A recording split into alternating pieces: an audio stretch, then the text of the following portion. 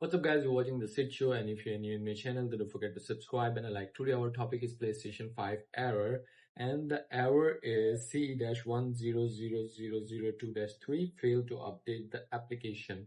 I'm just going to share my screen on the left side, and here we are at the screen. You just check the update. If needs to update, you must update it, and then you just go to the settings, and there is a storage. You must check the storage. Sometimes you don't have enough storage, that's why your application is not going to launch or not going to update, because they need a space. And sometimes having a problem with the system software is not supported. You are using the older version of or up to date system software, and sometimes you're having a problem with the network.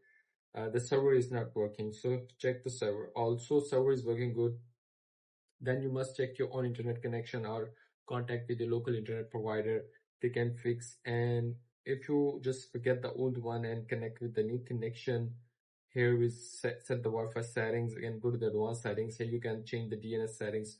Sometimes DNS is not working, you can change the DNS also manually, and the NTU setting. And these settings also you do on the LAN, wired LAN also. You just connect from router to PlayStation 5, and in the last you just turn off your PlayStation 5 and go to the safe mode. There is a rebuild database. You just simply rebuild the database. After rebuilding database, your corrupted file will be deleted. You have space, and if your system software is sometime not working, it will be okay, and corrupted file will be deleted.